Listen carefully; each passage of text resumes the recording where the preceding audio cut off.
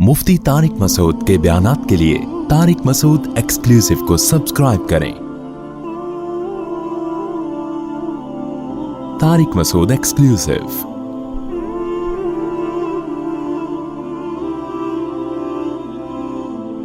अल्लाह ने आदम अलैहिस्सलाम को जब बनाने का इरादा किया तो फरिश्तों को बताया कि मैं जमीन पर अपना एक नाइब बनाना चाहता हूं। कितना बड़ा ओहदा कि अपनी खिलाफत उसको दी जा रही है, नियाबत उसको दी जा रही है। खिलाफत का मतलब क्या है? ये जमीन पर अल्लाह का निजाम कायम करेगा।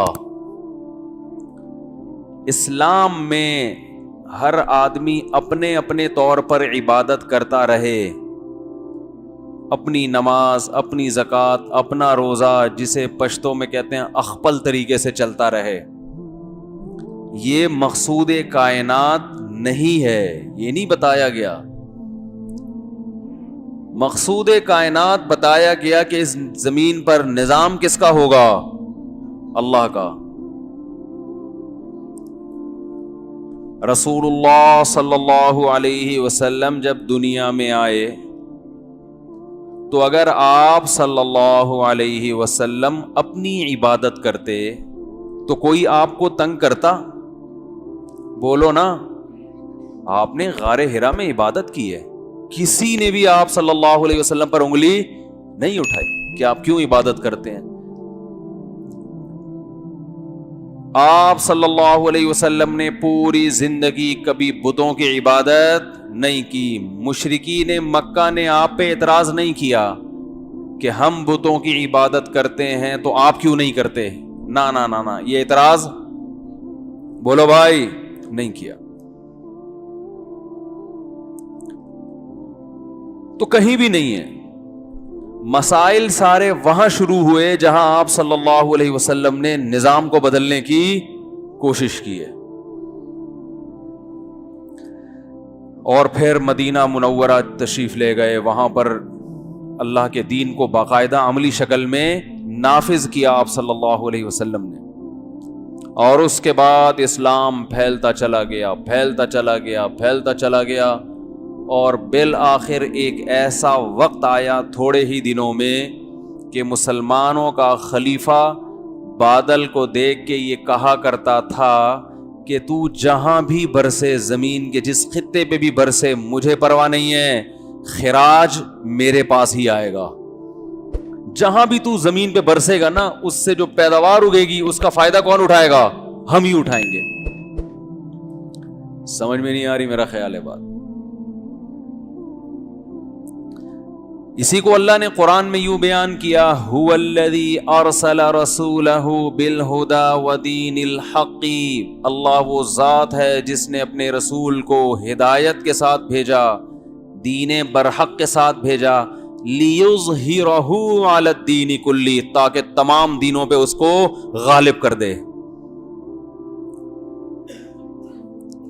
मुसलमान जब तक इस मकसद को समझते थे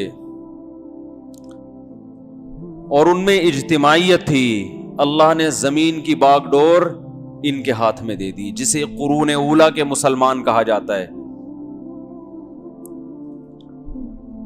और चूंकि इस निजाम को कायम करने में रुकावटें खड़ी हुई तो उन रुकावटों के लिए लड़ा भी गया। रुकावट डालने वालों ने भी लड़ाई में कोई कसर नहीं छोड़ी और उनके शर को खत्म करने के लिए लड़ने वालों ने भी लड़ाई में कोई कसर नहीं छोड़ी। तारीख उठा के देखें हमारी। आज लोग एक उर्तुगुल को देख रहे हैं ना, ऐसे हजारों उर्तुगुल गुजरे हैं। ये वो दौर था जब साइंस और टेक्नोलॉजी किसके हाथ में थी? बोलते क्यों नहीं भाई? मुसलमानों के हाथ।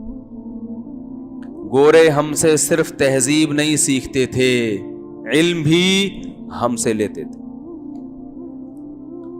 ये वो दौर था जब इल्म में ये फर्क नहीं था कि ये दीन का इल्म है और ये दुनिया का इल्म है जिस शोबे में भी हासिल करना चाहो। میں بار بار ایک بات کہتا ہوں کہ امام غزالی جیسا عالم دین جس مدرسے کی چھت کے نیچے بیٹھ کر عالم بنا، اسی چھت میں، اسی کلاس میں البیرونی جیسا سائنسدان بھی پیدا ہوا ہے. نہیں آ رہی سمجھ؟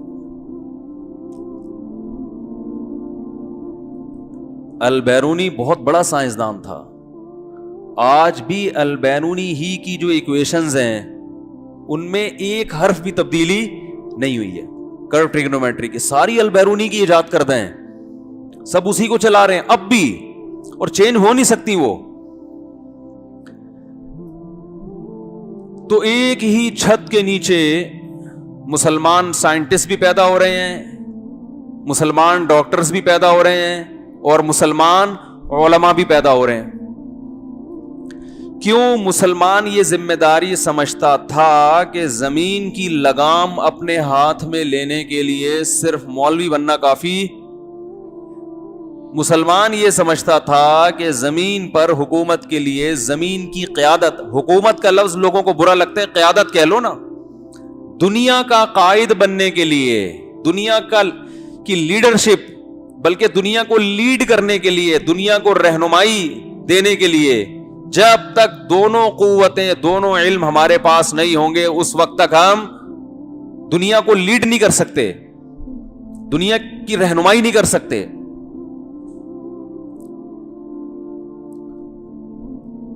داؤد علیہ الصلاۃ والسلام، اللہ نے بنی اسرائیل میں پیغمبر بھیجے داؤد علیہ السلام. داؤد علیہ الصلاۃ والسلام کو نبوت ملی تہجد کی وجہ سے نہیں، بلکہ میدان جنگ میں جالوت کو قتل کیا. انہوں نے میدان جنگ میں بہادری کے غیر معمولی جوہر دکھائے. آپ کی عبادت بھی بہت. وَقَتَلَ دَاوُودُ جَالُوتَ وَآتَاهُ اللَّهُ الْمُلْكَ وَالْحِكْمَةَ. اللہ فرماتے ہیں داؤد نے جالوت کو قتل کیا اور اللہ نے آپ کو علم اور حکمت عطا فرمائی، کمانڈر بنا دیا بنی اسرائیل کا.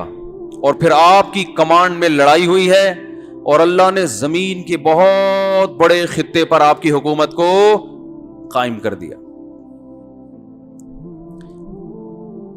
تو داؤد علیہ السلام کے ہاتھ میں اللہ نے لوہے کو نرم کر دیا کہ زرہیں بنائیں. اسباب کے بغیر، ٹیکنالوجی کے بغیر، اگر آدم علیہ السلام کی پیدائش کا جو مقصد تھا اس کو پورا کرنا ممکن ہوتا تو اللہ داؤد علیہ السلام کے ہاتھ میں لوہے کو پگھلاتا اور انہیں حکم دیتا کہ زرہیں بناؤ اور اسلحہ بناؤ. بولو نا کیا ہو گیا؟ داؤد علیہ السلام کی حکومت قائم ہوئی، پھر سلیمان علیہ السلام کی، اور بالآخر پھر آہستہ آہستہ آہستہ آہستہ بنی اسرائیل کے ہاتھ سے دنیا نکل گئی. اور اس کی وجہ عیش و عشرت میں پڑنا، عیاشی میں پڑنا. فخلف من بعدہم خلف اضاعوا الصلاة واتبعوا الشہوات. سب سے پہلی خرابی جو بنی اسرائیل میں آئی، نمازوں کا ضائع کرنا. تو میں یہ عرض کر رہا تھا کہ دونوں علم اس زمین پر حکومت کے لیے، زمین کی قیادت کے لیے ضروری. اگر صرف مادی علم حاصل ہو، دنیا دین کا علم نہ ہو، تو انسان درندگی کی طرف چلا جائے گا. وہ لوگوں کی قیادت غلط چیز میں کرنا شروع کر دے گا، جیسے آج دنیا میں ہو رہا ہے.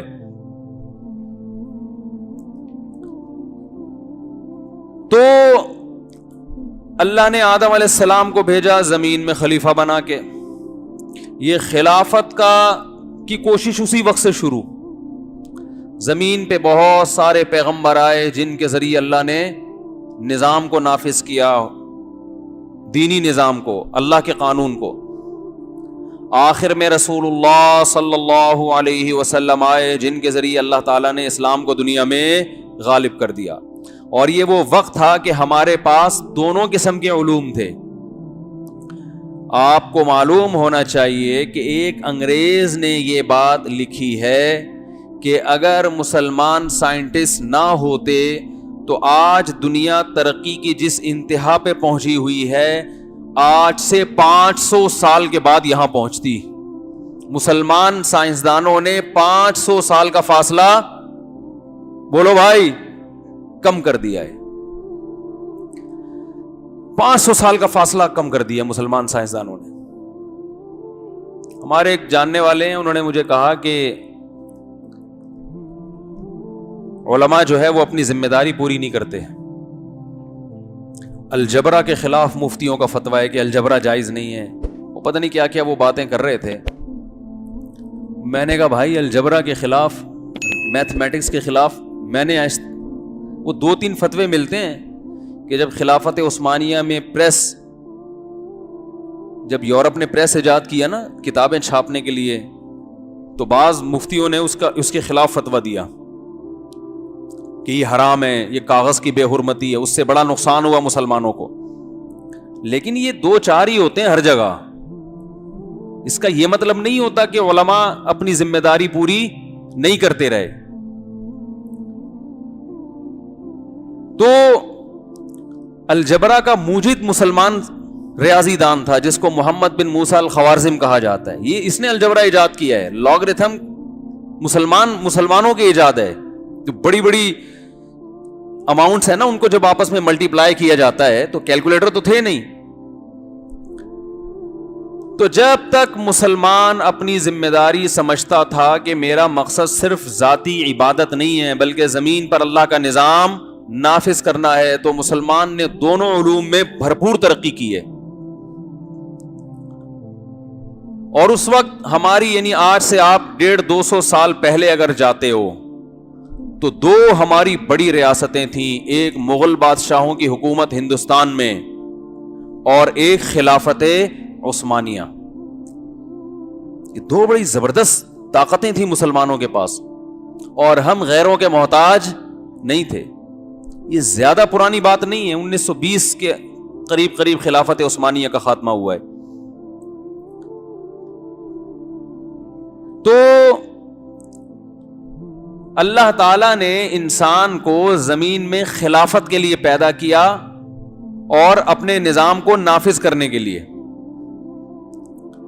اور یہ نظام نافذ کرنا, اس میں لڑائی بھی اس کا ایک حصہ ہے, کیونکہ باطل قوتیں آپ کو نافذ نہیں کرنے دیں گی. وہ نہیں چاہتے. وہ کہتے ہیں آپ نمازیں پڑھیں, روزے رکھیں اپنے طور پر, آپ سسٹم کو چینج کرنے کی کوشش نہ کریں.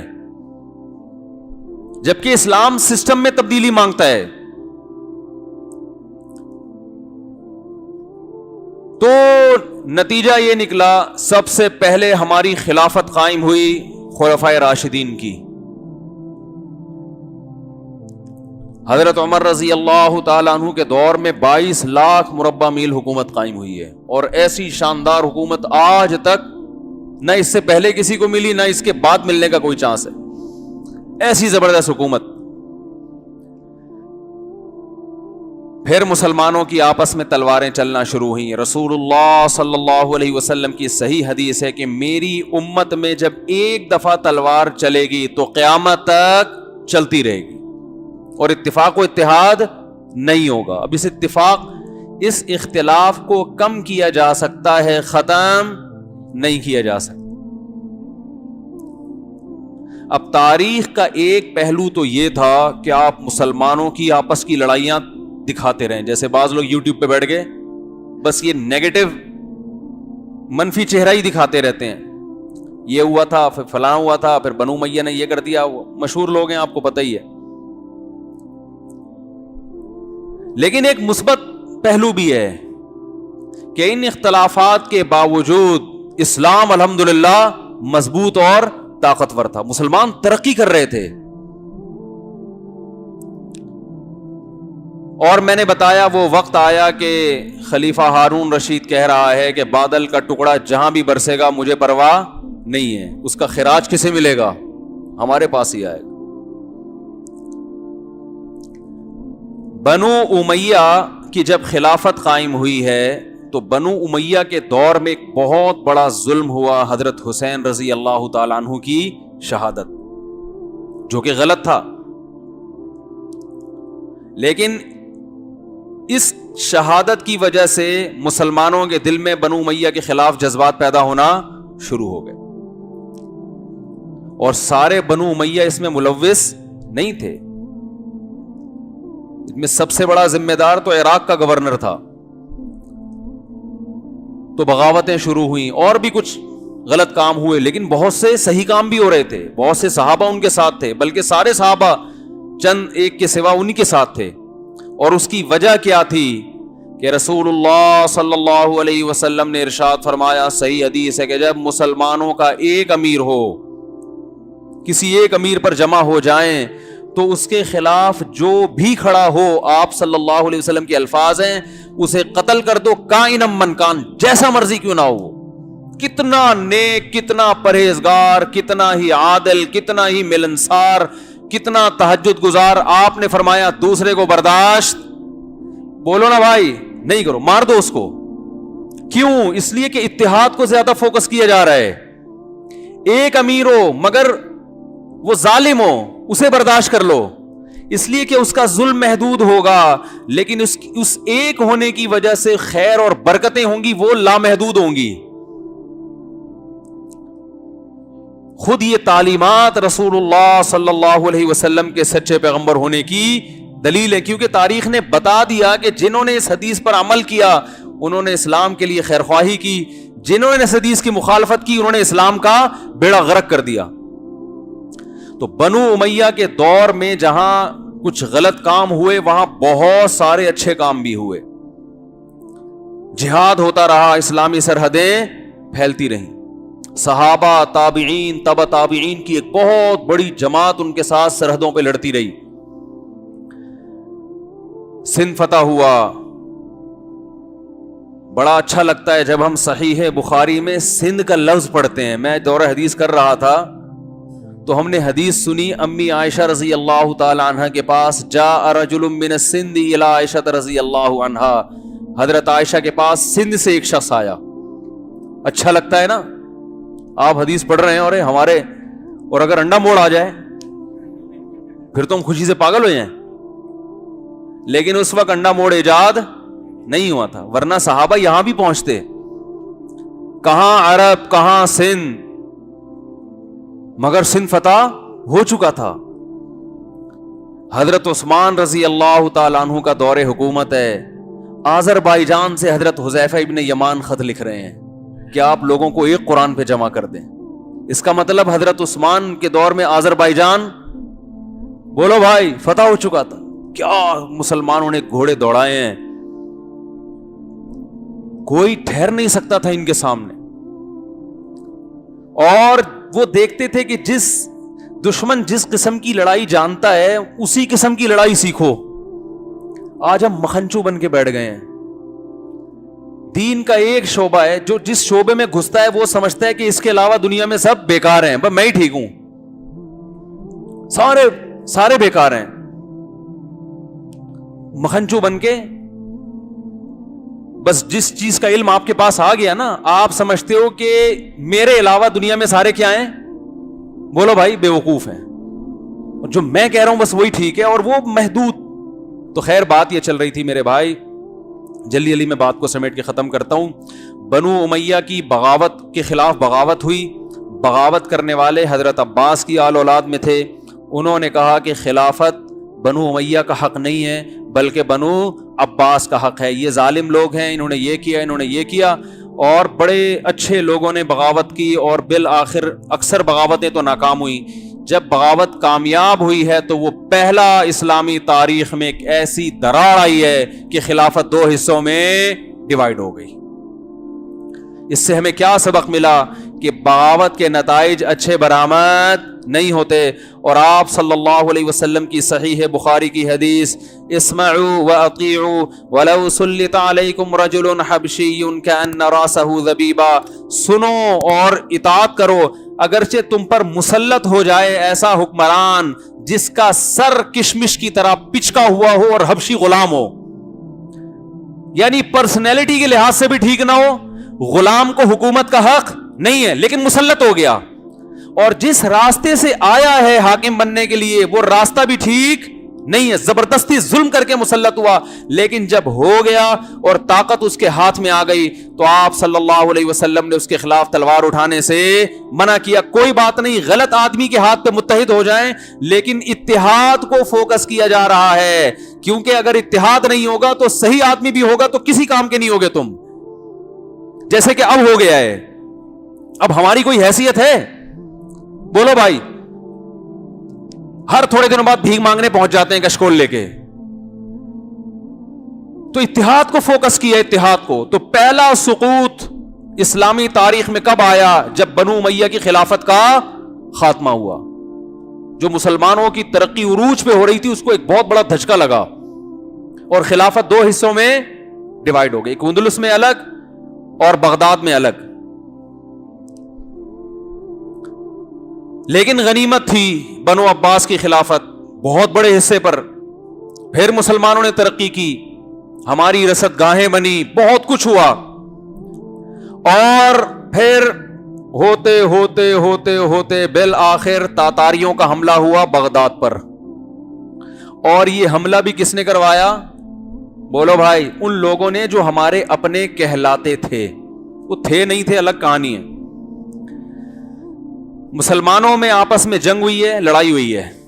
اس لڑائی کا ایک فریق نے فائدہ اٹھا کے تاتاریوں کو بارڈر پہ راستہ دے دیا, بولو بھائی, اندر گھسنے کے لیے.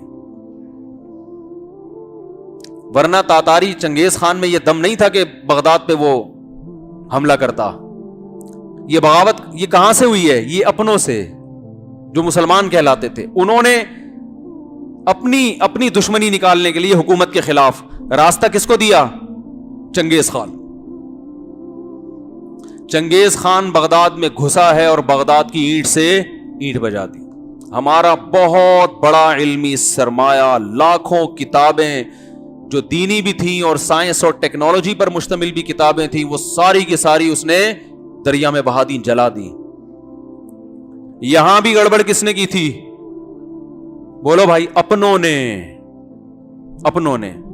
کہ حکومت پہ ان کو اعتراضات. یہ جو کہتے ہیں نا بغداد کی خلافت کا اس لیے خاتمہ ہوا کہ مفتیان کرام ایک فضول بحثوں میں لگے, صرف ٹوپی ڈرامہ ہے. حقیقت یہ نہیں ہے. یہ تو جس نے ٹھڑک نکالنی ہوتی ہے نا جس کے خلاف, وہ ساری بلی اسی بھی رکھ دیتا ہے.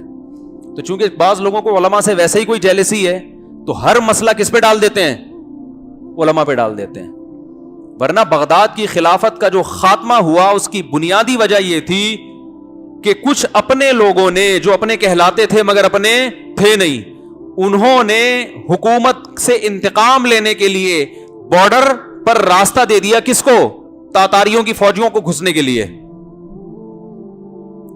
لیکن اللہ کا عجیب کرم ہوا کہ وہ تاتاری مسلمان ہو گئے بعد میں. انہوں نے کیا کیا؟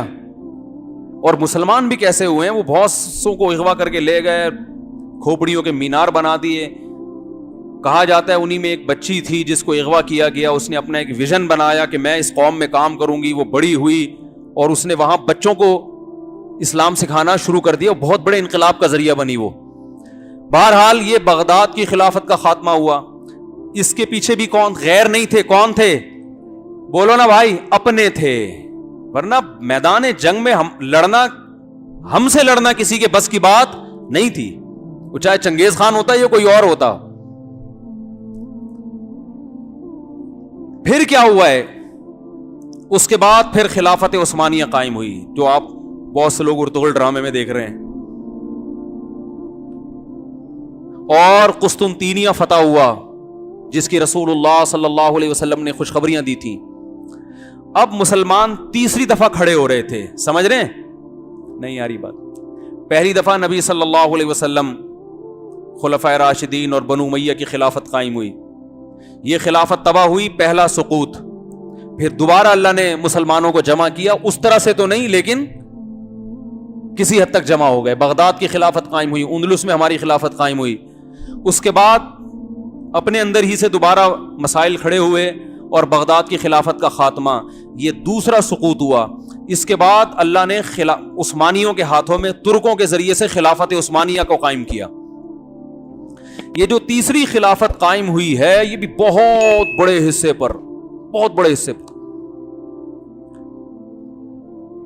میں علامہ شامی رحمہ اللہ تعالیٰ کی عبارت پڑھ رہا تھا جو خلافت عثمانیہ کے دور کے ایک بہت بڑے فقیہ تھے. وہ خلیفہ کے بارے میں لکھ رہے تھے کہ مسلمان خلیفہ نے ابھی تک کسی غیر مسلم ریاست پہ حملہ نہیں کیا، حالانکہ وہاں سے حملے ہو رہے تھے. تو مسلمان خلیفہ پر لازم ہے کہ سال میں ایک مرتبہ کم از کم کسی انہی دشمنوں میں سے کسی پر اٹیک کرے. آج یہ لکھنا ممکن ہے؟ یعنی 1 سال ہو گیا مسلمان خلیفہ، اس نے اٹیک کیوں نہیں کیا؟ تو اتنی بڑی پاور کہ مسلمان اس قابل تھے کہ کسی دوسرے ملک پر اٹیک کر سکتے. یہ وہ دور تھا کہ جب اسرائیل نے فلسطین کے بارے میں کہا تھا خلیفہ سے کہ میں فلسطین کا کچھ حصہ لینا چاہتا ہوں، تو مسلمان خلیفہ نے کہا کہ شوپر میں اگر فلسطین کی مٹی بھی ڈال کے لے جانا چاہو گے تو اس کی اجازت نہیں دوں گا. نہیں آ رہی سمجھ میں؟ مٹی اٹھا کے لے جانے کی اجازت نہیں ہے. اور یہ دم تھا ہمارے اندر یہ بات کرنے کا. لیکن ہوا کیا ہے؟ وہی ٹوپی ڈرامے جو آج چل رہے ہیں کہ جی یہ تو ایسے ہیں، یہ تو ویسے ہیں، یہ تو بدعتی ہیں. نتیجہ کیا نکلا ہے؟ ان کو بدعتی مزار، آج بھی ترکی میں بڑی بڑی اونچی اونچی قبریں. یہ ایک عیب ہے، یہ ایک عیب تھا ان میں کہ قبریں اونچی بناتے تھے، جو غلط ہے، اسلام میں جائز نہیں ہے. لیکن وہی بات رسول اللہ صلی اللہ علیہ وسلم کی کہ مسلمانوں کا جب کوئی خلیفہ ہو تو کیسا ہی کیوں نہ ہو اس کے خلاف تلوار اٹھانے کی تمہیں اجازت، بولو بھائی، نہیں ہے اجازت. آپ اچھائی کے لیبل کے ساتھ اس کے خلاف بغاوت کرو گے اور اس سے بھی جاؤ گے. ایک برائی تھی کہ قبریں اونچی تھیں، لیکن شرک نہیں تھا ان میں، شرک نہیں تھا. آج بھی نہیں ہے ترکی میں شرک. یہ غلط کام تھا، اس پہ آرام سے محنت ہوتی، محبت سے سمجھاتے ان کو بھئی یہ غلط ہے، اسلام میں جائز نہیں ہے، مان جاتے ٹھیک ہے، نہیں تو اپنے حال پہ چھوڑ دیتے. یہ سوچ کے کہ مسلمانوں کی ایک پاور تو ہے نا، طاقت تو ہے، غیروں کی آنکھوں میں آنکھیں ڈال کے بات تو کر سکتے ہیں. لیکن اس وقت مکہ کے جو گورنر تھا، جس کو شریف مکہ کہا جاتا تھا، وہ عربی تھا. اس کو انگریزوں نے جا کے اکسایا. نہیں آ رہی بات؟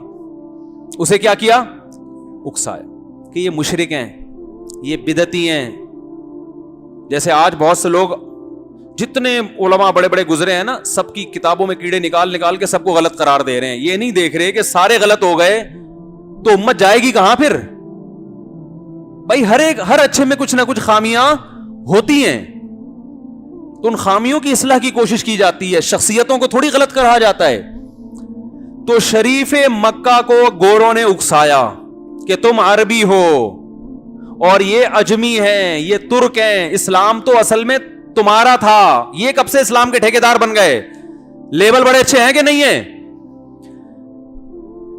بھائی اسلام تو مکہ میں آیا تھا، یہ ترک کون؟ حالانکہ ترک کی ساری جنگیں اسلام کے لیے تھیں. اسلام ابھی بھی آپ دیکھو ارطغرل ڈرامے میں، میں نے نہیں اب تک دیکھا وہ ڈرامہ. لوگ بتاتے ہیں کہ اسلام دکھایا جا رہا ہے، ترکی نہیں دکھایا جا رہا.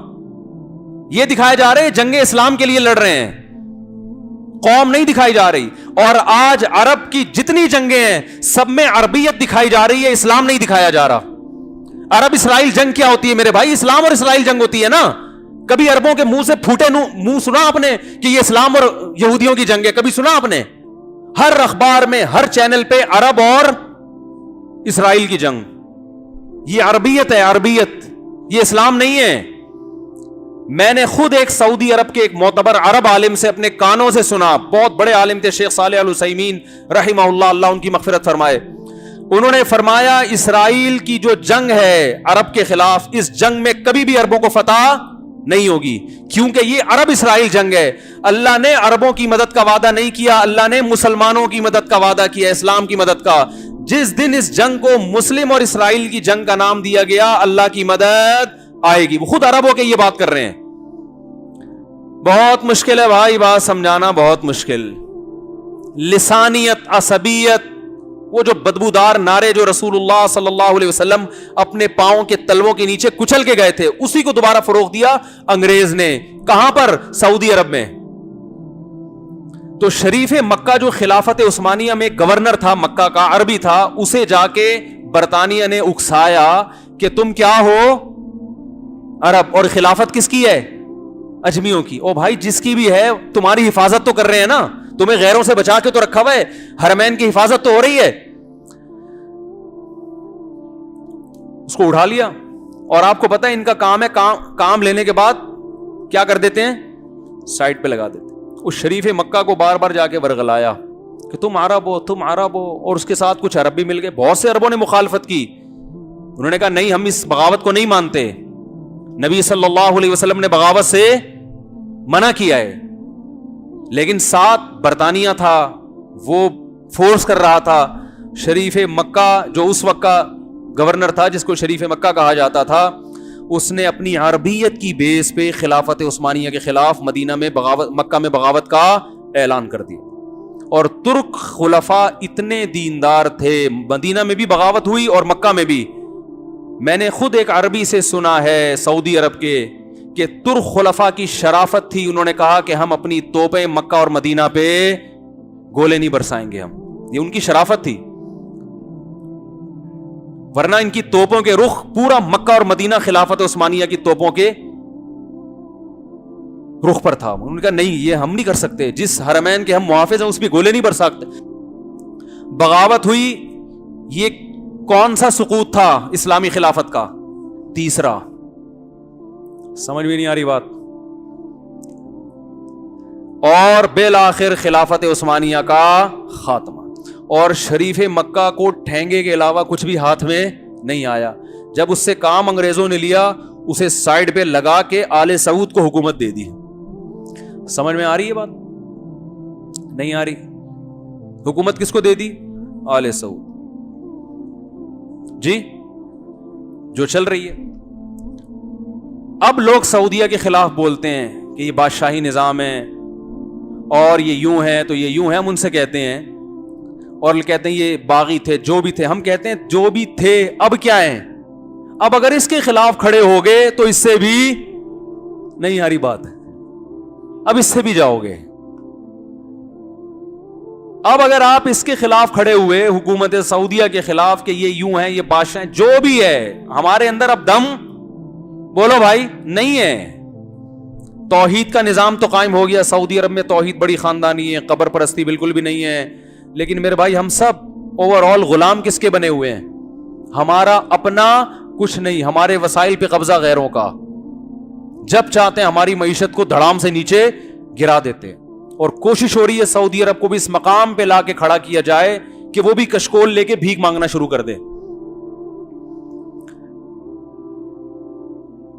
تو وہاں خلافت عثمانیہ کا خاتمہ ہوا, اور ہندوستان میں جو ہمارا مغلیہ دور حکومت تھا, جو ہندوستان کا شاندار ماضی ہے, جس کی انگریز تعریف کرتے ہیں. جامع رشید نے ایک ڈاکومنٹری بنائی ہے انگریزوں کی کتابوں سے, جس میں بتایا کہ انگریز کے بر صغیر میں آنے سے پہلے وہاں ہندو, سکھ, مسلمانوں کے اور عیسائیوں کے کتنے اچھے حالات تھے. مسلمانوں کے زیر نگرانی ہندوستان کتنا ترقی کر رہا تھا, کتنا امن و امان تھا. یہ انگریزوں نے لکھا ہے. ہندوستان کا امن برباد ہوا ہندوستان میں انگریز کے آنے کے بعد, اور ہندوستان کا بیڑا غرق ہوا انگریز کے آنے کے بعد.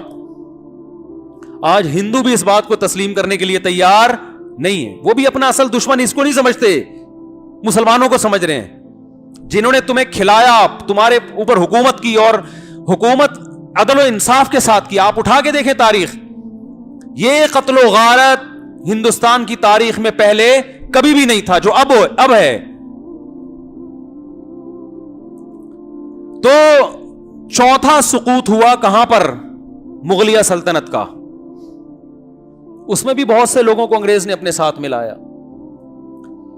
مسلمان بھی تھے, ہندو بھی تھے, سکھ بھی تھے, عیسائی بھی تھے, بہت سے جاگیردار جنہوں نے بغاوتیں کی اپنوں ہی کے خلاف, اور بالآخر مسلمانوں کی سلطنت وہاں سے ختم ہوئی. اب میں آپ کو پاکستان تک لانا چاہ رہا ہوں. نہیں آ رہی بات آ رہی ہے سمجھ میں؟ جب ہندوستان میں انگریز قابض ہوا, مسلمانوں سے حکومت اس نے لے لی. جب انگریز کے جانے کا پروگرام ہوا واپس, تو علماء دو حصوں میں ڈیوائیڈ ہوئے.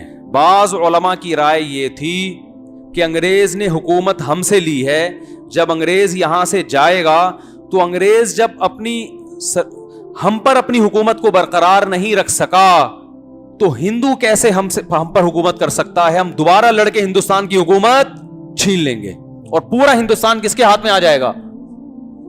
مسلمانوں کے ہاتھ. لیکن بہت سے علماء جو سنجیدہ علماء، ان کی رائے یہ تھی کہ ایسا ممکن، عملی دنیا میں یہ ممکن نہیں ہے. کچھ خواب ہوتے ہیں لیکن پریکٹیکلی امکان نہیں ہوتا. ایک ایسی لامتناہی خون ریزی ہوگی جس کی کوئی بریکیں نہیں ہوں گی، اور اس کا فائدہ کون اٹھائے گا؟ وہی غیر اٹھائیں گے. ان کی رائے یہ تھی کہ مشترک حکومت بنائی جائے الیکشن کر کے، ہندو اور مسلم مل کے حکومت کریں. یہ رائے بھی بڑا وزن رکھتی تھی. لیکن ایک تیسری رائے جو زیادہ تر دیوبند کے علماء جس میں شریک تھے، وہ رائے یہ تھی کہ انگریز کی وفاداریاں مسلمانوں کے ساتھ نہیں ہیں. جب مشترک حکومت بنے گی تو سارا کنٹرول انگریز کس کے ہاتھ میں دے کے جائے گا؟ ہندو کے ہاتھ، اور مسلمان یہاں پسیں گے. تو ہمارے پاس ایک آزاد ریاست ہونی چاہیے، ایک الگ کنٹری ہونا چاہیے، تاکہ ہندوستان میں اگر مسلمانوں پہ ظلم ہو تو ایک پورا کنٹری ہمارے پاس ہو ان کو تحفظ دینے کے لیے، ان کے حق میں لڑنے کے لیے. اور ہمارے رائے میں یہ رائے سب سے بہتر تھی. قائد اعظم محمد علی جناح چونکہ لائر تھے، بہت بڑے، بین الاقوامی عدالت میں بین الاقوامی عدالت میں ملک کے لیے مقدمہ لڑ سکتے تھے، تو علماء نے قائد اعظم محمد علی جناح پر اعتماد کیا، جن میں سر فہرست حضرت مولانا اشرف علی تھانوی رحمہ اللہ تعالی ہیں. اور مولانا اشرف علی تھانوی کے قائد اعظم سے تعلقات اتنے اچھے تھے جیسے گھر کے فرد ہوتے ہیں. اس پر میں مستقل ایک بیان کر چکا ہوں.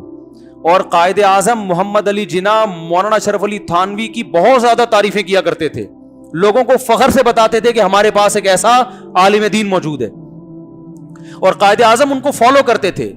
علامہ شبیر احمد عثمانی رحمہ اللہ نے قائد اعظم سے کہا کہ حضرت آپ پینٹ کوٹ پہنتے ہیں، آپ مسلمانوں کے لیڈر ہیں، آپ کا لباس مسلمانوں والا ہونا چاہیے. قائد اعظم نے پینٹ کوٹ پہننا چھوڑ دیا، شیروانی پہننا شروع کر دی ان کے اس مشورے پر. یہ میں اس لیے کہہ رہا ہوں، آج جو ہمیں ہسٹری پڑھائی جا رہی ہے نا اسکولوں میں، اس میں پاکستان بنانے میں علماء کا جو کردار ہے اس کا سرے سے کوئی تذکرہ ہے ہی نہیں. حالانکہ سب سے بڑا کردار علماء کا، انگریزوں کو نکالنے میں بھی اور پاکستان بنانے میں بھی. کیا وجہ تھی کہ قائد اعظم نے بنگلہ دیش میں علامہ ظفر احمد عثمانی سے پاکستان کا جھنڈا لہروایا، اور یہاں پر علامہ شبیر احمد عثمانی کو کہا کہ آپ سب سے پہلے پاکستان کا جھنڈا لہرائیں؟ اس کی وجہ دونوں عالم، دونوں مولانا اشرف علی تھانوی کے بھانجے. نہیں آ رہی میرے خیال ہے بات سمجھ میں، یہ باتیں سمجھ میں نہیں آئیں گی. قائد اعظم کا علماء سے بڑا گہرا تعلق. دیکھو کوئی کنٹری جب وجود میں آتا ہے تو سب سے پہلے اس کا جھنڈا کون لہرائے گا، یہ بات بہت معنی رکھتی ہے کہ نہیں رکھتی؟ تو مولانا اشرف علی تھانوی کے بھانجے کو کہہ رہے ہیں، مولانا شبیر احمد عثمانی کو، کہ جھنڈا کون لہرائے گا سب سے پہلے؟ آپ لہرائیں گے. دنیا سے جانے سے پہلے وصیت کر رہے ہیں کہ میرا جنازہ کون پڑھائے گا؟ احمد عثمانی. تاکہ میرے اوپر جو جتنے تانے ہیں، بعض لوگ کہتے تھے یہ پارسی ہیں، بعض کہتے تھے یہ رافضی ہیں، سارے تانوں کی نفی ہو جائے کہ میں مسلمان ہوں اور سنی مسلمان ہوں. دیکھو جنازہ کوئی بھی یہ برداشت نہیں کرتا کہ میرے مسلک کے علاوہ کوئی اور پڑھائے. تو قائد اعظم پر علماء نے اعتماد کیا، کیونکہ اب جنگ کے ذریعے نہیں ملک لیا جا سکتا تھا، بین الاقوامی عدالت کا دروازہ کھٹکھٹایا جائے گا. اور اس کی بیس بڑی مضبوط تھی. جو بین الاقوامی عدالت میں قائد اعظم کیس لے کر گئے، وہ کیس یہ تھا کہ ہندو مسلم الگ الگ قومیں ہیں، ہمیں اسلام کو نافذ کرنے کے لیے ہمیں ایک ایسا خطہ چاہیے جہاں ہم قرآن و سنت کے مطابق زندگی گزارتے. کہ قرآن و سنت کے مطابق زندگی ہندوستان میں بھی لوگ گزارتے ہیں، وہاں مسجدیں الحمدللہ آباد ہیں، خالی نہیں ہیں مسجدیں، سب کچھ جو کام یہاں ہوتے ہیں وہاں بھی ہوتے ہیں، لیکن آئین میں اسلام نہیں ہے، لا اسلام نہیں ہے. ہمیں ایسا کنٹری چاہیے جس کا لا کیا ہونا چاہیے؟ قرآن و سنت. اور کمال ہے کہ جب جو آئین لکھا گیا تو آئین کی سب سے پہلی شق یہ لکھی گئی ہے کہ حاکم اعلیٰ کون ہے؟ اللہ ہے. یہ بڑا خاندانی کام ہو گیا. اور ہمارا جتنا ٹیلی ویژن پہ جو لبرل طبقہ ہے اس کو سب سے زیادہ چڑ کس سے ہے کہ یہ پیدا ہوتے ہی بچے کے کان میں اذان کیوں دے دی. نہیں آ رہی بات. مسلمان بچہ پیدا ہوتے ہی کان میں اذان دی جاتی ہے نا. پاکستان وجود میں آیا اور سب سے پہلا لفظ آئین میں کیا لکھا جا رہا ہے کہ حاکم اعلیٰ کون ہے؟ اللہ. اور دوسرا یہ لکھا جا رہا ہے قرآن و سنت کے منافی کوئی قانون نہیں بنے گا. تو بھائی پاکستان اسی وقت مشرف با اسلام ہو گیا تھا. لیکن حشر دیکھو کیا کیا ہوا ہے, حشر کیا کیا ہوا ہے. تو اب ہم لوگوں سے ایک بات کہتے ہیں کہ بھائی اب اگر آپ اس ملک کے خلاف نیگیٹیوٹی پھیلاؤ گے, اس ملک کو سیدھا کرنے کی کوشش تو کرو. وہ کیسے کرو یہ میں بتاؤں گا اگلے ٹاپک میں انشاءاللہ, کہ آئین کے مطابق یہ کنٹری چلے جیسے کہ آئین میں لکھا گیا ہے.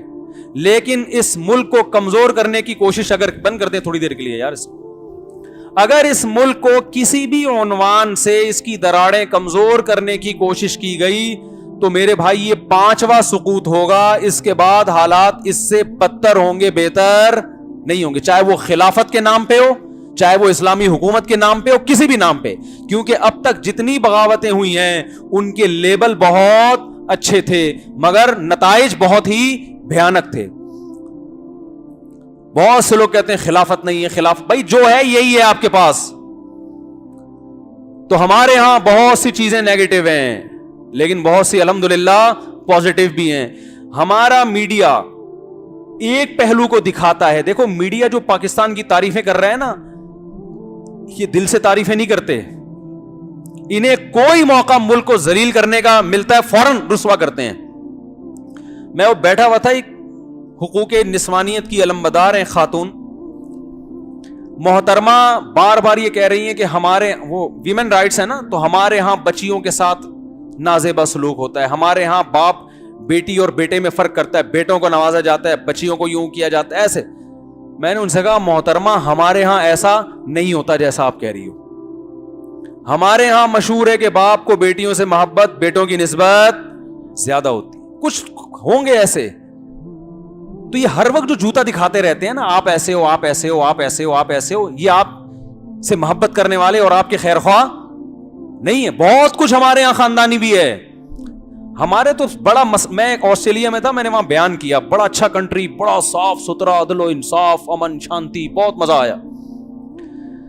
تو ایک دم جب انسان باہر جاتا ہے کہتا ہے یار یہ دیکھو یہ غیر مسلم ملک ہے, ان کے مسلمان, ان کے حاکم بھی غیر مسلم, عوام بھی غیر مسلم, کتنا سکون, اور ہمارا مسلمان کنٹری ہے بھائی, اور ہمارے یہاں کیا ہو رہا ہے. تو یہ ایک دم انسان کے دل میں اسلام سے نفرت پیدا ہوتی ہے نا. تو میں نے ان سے ایک بات کہی, میں نے کہا دیکھو یہ جو آپ اتنے اچھے ہو نا, ایک ہفتے کے لیے ہمارے حکمران آپ لے لو اور اپنے والے ایک ہفتے کے لیے ٹرائی کے طور پر ایک ہفتے کے لیے اپنے والے ہمیں دے دو.